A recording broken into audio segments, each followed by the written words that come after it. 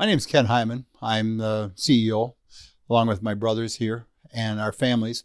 We own Nasonville Dairy here in central Wisconsin, Marshville, Wisconsin to be exact.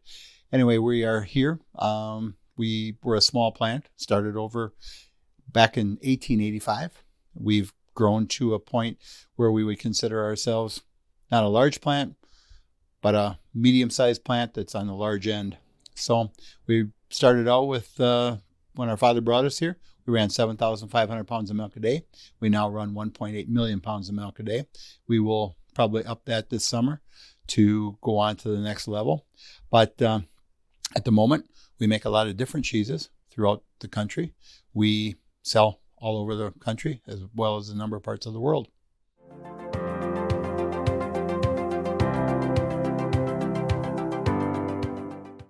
For us, the cheeses that leave here today that may end up under 5 of the labels that we own would be about 15% of our total production.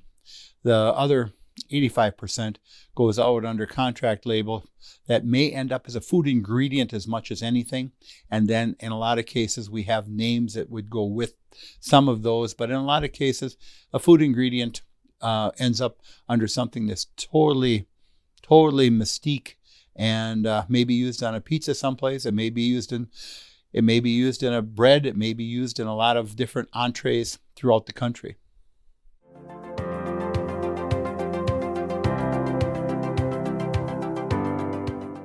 Probably what makes us a little bit different than a lot of our neighbors is that the versatility. We do quite a few different cheeses. We make a lot of different cheeses. In fact, we make a number of different cheeses where it becomes a little bit more relevant for us because we make cheddar, Colby, Monterey, farmer's cheese, pizza cheese, Quesa Blanca, Quesa de Freire, Seco, Parm, Romano, Asiago, Fontina, Feta Caseri, Caffalattiri, Caffala Graviera, 20 different flavors of Monterey, as well as making Edam, Gouda, and Munster.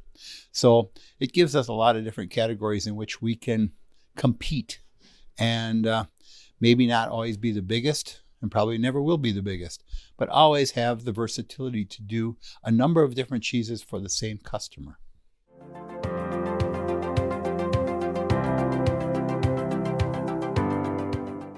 The plant is divided, and what I mean by that is we have a receiving area that delivers milk, receives milk from 200 dairy farms here in central Wisconsin, and that milk is then divided.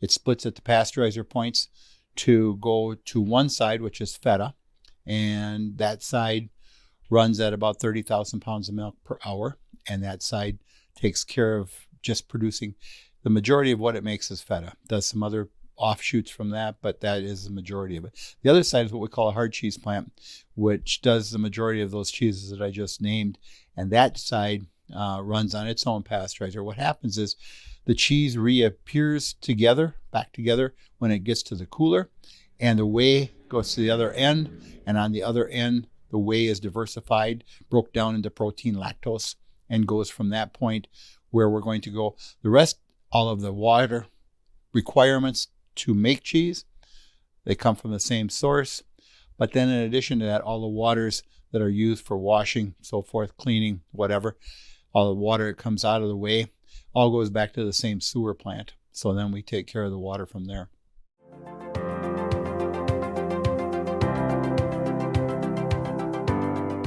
In 2025, we believe that we're going to see an uptick in the amount of people going to places to eat, more people going out, more people looking to look for new items. They're going to go to the stores looking for new items.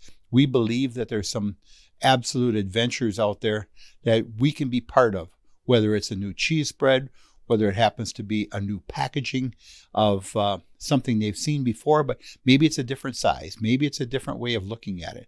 And all of these different things, you may not be able to eat with your eyes, but in most cases, you hope that they can.